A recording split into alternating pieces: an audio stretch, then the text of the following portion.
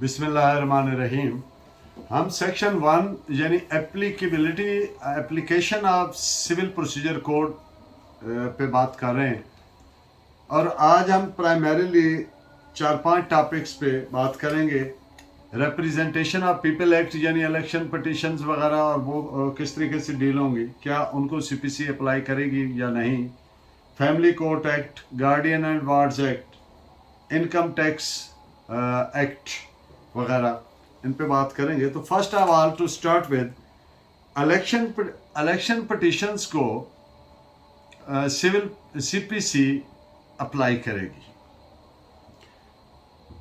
अब ये जो रिप्रेजेंटेशन ऑफ पीपल एक्ट है, इस ज़िमन में एक बात कर दूं कि ये स्पेशल लॉ है, आप जानते हैं। तो whenever there is special law तो उसमें देखना पड़ता है अगर कोई प्रोविजन, कोई सेक्शन, कोई स्पेसिफिकली प्रेस्क्राइब्ड प्रोसीजर अगर वो inconsistent with the general law है तो फिर स्पेशल लॉ वाला जो सेक्शन वो वाली प्रोसीजर है स्पेसिफिकली जो प्रोवाइडेड है वो प्रिवेल करेगा। जनरली सीपीसी के तहत उसकी प्रोसीडिंग होगी तमाम इलेक्शन पटिशन्स की। तो इस पे केस लॉ नोट फरमाइए 2000 CLC पेज 191। अब अगर जैसा कि प्रेस्क्राइब्ड एक पटिशन फाइल हुई, उसमें धांधली रिगिंग का एलिगेशन था कि धांधली हुई।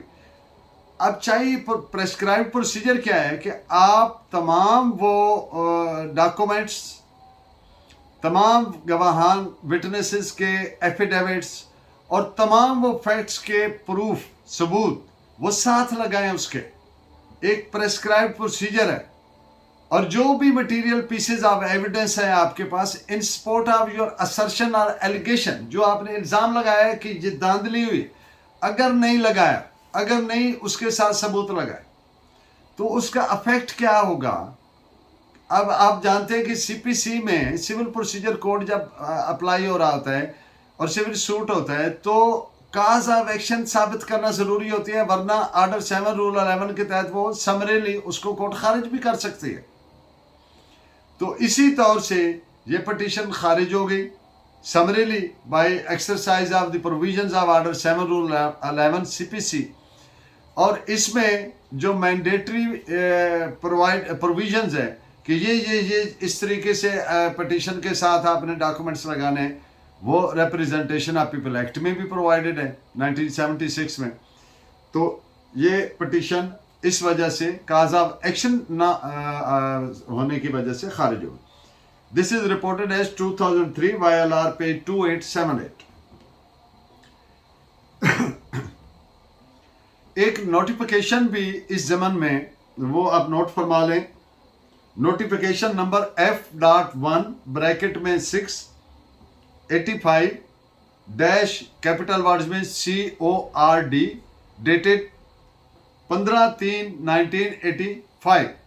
इसका नोटिफिकेशन है जिसने ये प्रोवाइड किया कि इलेक्शन हर जो पटिशन है इलेक्शन पटिशन वो ECP इस्लामाबाद के जो सेक्रेटरी है, election commission of Pakistan Islamabad का जो सेक्रेटरी है उसके पास इंस्टीट्यूशन होगी, दायर होगी और ट्रिप्लिकेट में होगी, यानी उसके 3 सेट साथ लगेंगे और वो पहले जिसके खिलाफ किया उसको सेंड करके उसकी रिसीट साथ लगाएंगे। And in addition to that जो विटनेसेस हैं उनके एफिडेविट्स, जो गवाहान है और हर वो फैक्ट जो आपकी असर्शन एलिगेशन यानी धांधली हुई है उसको प्रूव करने के लिए जो भी आपके पास सबूत है वो उसके साथ लगाएंगे। तो ये प्रोसीजर इस नोटिफिकेशन के जरिए भी प्रोवाइडेड है जो मैंने अर्ज किया। Section 64 of the representation of people act, section 64 इसकी रूह से जो इलेक्शन ट्राइब्यूनल है shall have the powers of the civil court। जो एक सिविल कोर्ट को तमाम की तमाम पावर्स होती हैं वो इलेक्शन ट्राइब्यूनल को हासिल होंगी and shall be deemed to be a civil court within the meaning of sections 476, 480 and 482 CRPC। This is reported as 2007 CLC page 610। छोटी सी बात कर दूं, मैंने कहा कि इसको with in the meanings of 476 आप जानते हैं सीआरपीसी कि अगर कोर्ट में कोई ऑफेंस हुआ है, deliberately and intentionally somebody has produced false evidence या कोई ऑफेंस हुआ है, तो प्रोसीजर किसके तहत एप्लीकेशन होगी? That is section 476 CrPC. और 489 अगर किसी ने कोई कंटेम्प्ट की सूरत हाल या कोई अनटुवर्ड ऐसा कोई काम किया जो which lowers the court in the general estimation of people, तो कोर्ट को 480 सीआरपीसी के तहत इख्तियार है कि उसको उधर ही before rising of the court तक कोई छोटी मोटी एडमोनिश पनिशमेंट फर्ज किया, उसको कोई दीवार की तरफ मुंह करके खड़ा हो जाओ, हाथ खड़े करके खड़े हो जाओ, ये कोर्ट के पास इख्तियार है फौरी समरी उसको सजा देने का, सेक्शन 480 सीआरपीसी के तहत। और अगर इससे ग्रेविटी में ज्यादा कुछ गलत मामला हुआ है कंटेम्प्ट का के सिलसिले में, तो फिर कोर्ट 482 के तहत भी प्रोसीड कर सकती है सीआरपीसी के तहत। उसमें फिर प्रोसीजर 476 का और उसमें पूरा ट्रायल होता है। तो ये तमाम इख्तियारात इलेक्शन ट्राइब्यूनल को हासिल होंगे। अब बात करेंगे फैमिली कोर्ट्स एक्ट 1964।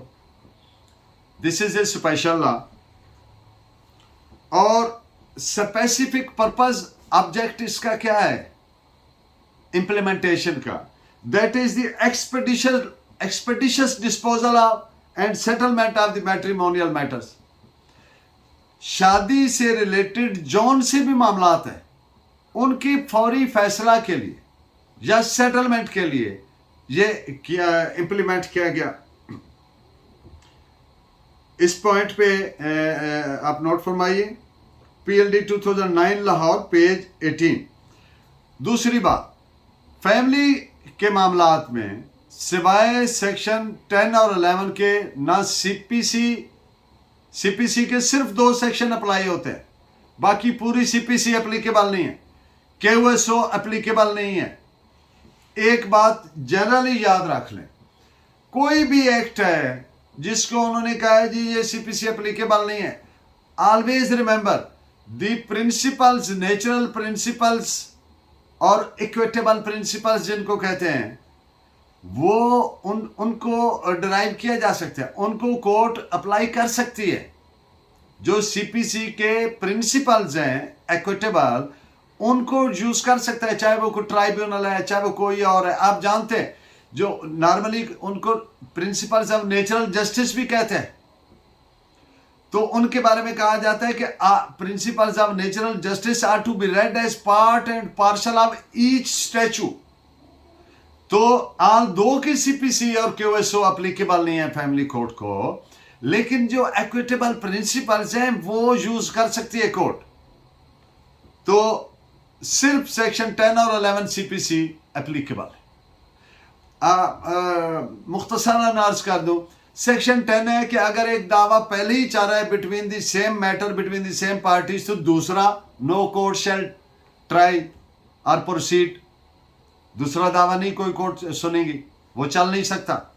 और सेक्शन 11 है कि जिसको प्रिंसिपल ऑफ रेस जुडिकाटा भी बोलते हैं, कि यानी एक दावा फैसला हो गया between the same parties regarding the same matter और फाइनल और कंक्लूसिव जजमेंट हो गई, तो फिर दोबारा उस बाबत केस नहीं हो सकता। One principle once decided is always decided. तो सिर्फ ये 2 सेक्शन अब है।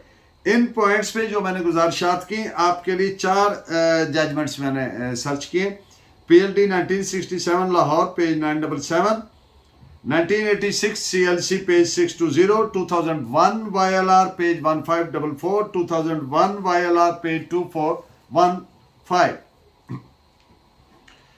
जो ऑब्जेक्ट है सीपीसी और केओएसओ के एक्सक्लूजन का, यानी कि ये नहीं लागू होंगे, उसका ऑब्जेक्ट और purpose behind that is to avoid the technicalities and hardships and to make it short, simple and the methodology provided which the court may deem appropriate।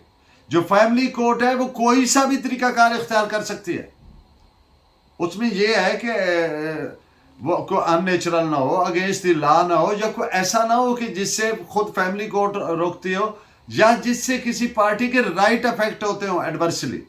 Otherwise जो जितने भी लॉफुल प्रोसीजर्स हैं वो जौन सा भी court deems fit and appropriate उसके तहत उसको इख्तियार कर सकती है। This is reported as 2011 SCMR page 1361। ये जो मैंने बात की कि ऑब्जेक्ट है कि स्पीडी फैसले हों, जल्दी फैसले हों, टेक्निकलिटी से बचा जाए, इस पॉइंट पे 2011 SCMR 361। और दूसरी बात कि ये जौन सा भी तरीकाकार मुनासिब समझे फैमिली कोर्ट वो इख्तियार कर सकती है। इस पॉइंट पे 3 जजमेंट्स हैं। PLD 1973 supreme court page 49, 2001 MLD page 52 and 2000 YLR page 1482। Section 17 family courts act 1964 ये वो सेक्शन है जिसने एक्सक्लूड किया है एप्लीकेशन ऑफ CPC और KOSO को। इस सेक्शन के तहत ये प्रोवाइडेड है कि CPC और कानूनी शहादत अप्लीकेबल नहीं होगा फैमिली मैटर को। At the cost of repetition कह रहा हूं कि CPC के सिर्फ सेक्शन 10 और 11 अप्लीकेबल है, बाकी सारी CPC अप्लीकेबल है। इस पॉइंट पे आप नोट फरमाएं। PLD 2011 supreme court page 151 and 221। Interim maintenance, अबूरी खर्चा। अबूरी खर्चा वो होता है यानी केस दायर हुआ अभी फैसला होने तक का जो अरसा है, ये इंटरिम पीरियड है। तो अब देखें एक खातून है, वो खावंद के से खर्चा के लिए गई है, उसके बच्चे हैं, नाबालगान हैं, तो इंसान है तो वो रोज़ कपड़े भी पहनते हैं, रोज़ वो खाना भी खाते हैं, रोज़ उनकी सारी वो इंसानी ज़रूरियात हैं।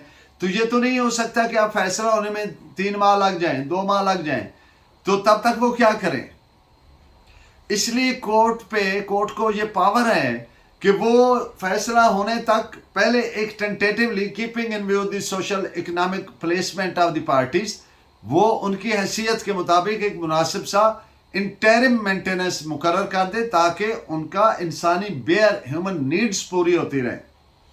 और इसमें याद रखिए कि इंटरिम मेंटेनेंस जो मुकर्रर करती है, कोर्ट ऑर्डर करती है, उसके खिलाफ अपील नहीं हो सकती।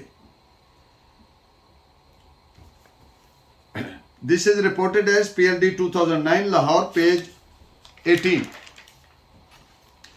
गार्डियन एंड वार्ड्स एक्ट को भी ना CPC ना KOSO अप्लीकेबल है। और वो कौन सी जुरिस्डिक्शन यूज करती है, उसको कहते हैं कि पेरेंटल जुरिस्डिक्शन। लोगों को हार्डशिप्स, टेक्निकलिटीज और वो प्रोट्रैक्टेड प्रोसीडिंग से बचाने के लिए, क्योंकि बड़े नाजुक मामलात होते हैं, ना बच्चों के, नाबालिग बच्चों के मामलात होते हैं, उनकी कस्टडी के मामलात होते हैं, तो इसलिए कोर्ट ने पेरेंटल जुरिस्डिक्शन एक्सरसाइज करनी है, गार्डियन कोर्ट ने, और प्रोसीजर जो मुनासिब समझे वो इख्तियार कर, प्रोवाइडेड के प्रोहिबिटेड बाय लॉ ना हो या इलीगल ना हो या उससे किसी पार्टी का राइट अफेक्ट ना हो। तो दिस इज इस पे 2 जजमेंट्स आप नोट फरमाइए। PLD 1967 Lahore 977 and PLD 1972 Peshawar page 1। Income tax act 1922 इसको CPC एप्लीकेबल नहीं है। However again said equitable principles का बेनिफिट ले सकते हैं, उनको यूज कर। इक्विटेबल प्रिंसिपल मसलन to be heard, approbation, reprobation, he who seeks equity, बेशुमार है जो प्रिंसिपल्स ऑफ नेचुरल जस्टिस है, तो उनका बेनिफिट ले सकता है, चाहे वो कोई ट्राइब्यूनल है चाहे वो कोई कोर्ट है। एक और जजमेंट इस पे सेम पॉइंट पे कि CPC तो अप्लीकेबल नहीं लेकिन इक्विटेबल प्रिंसिपल से बेनिफिट ले सकते हैं। This is reported as PLD 1990 PTD tribunal page 682। Next lecture में हम आपके सामने डिस्कस करेंगे industrial relations ordinance, labour codes, land acquisition act और Pakistan service tribunal act, Punjab Waqf properties act, Punjab rented premises act, Sindh rented premises act और land revenue act, Wafaqi Mohtasib, inherent powers of CPC provided under section 151। तो इन सारों पे कि क्या इनमें CPC जितने एक्ट्स मैंने बात की कि इनको सीपीसी एप्लीकेबल है नहीं है तो कैसे है, डिटेल बात करेंगे। Keep watching. Thank you very much. Allah ने के बाद।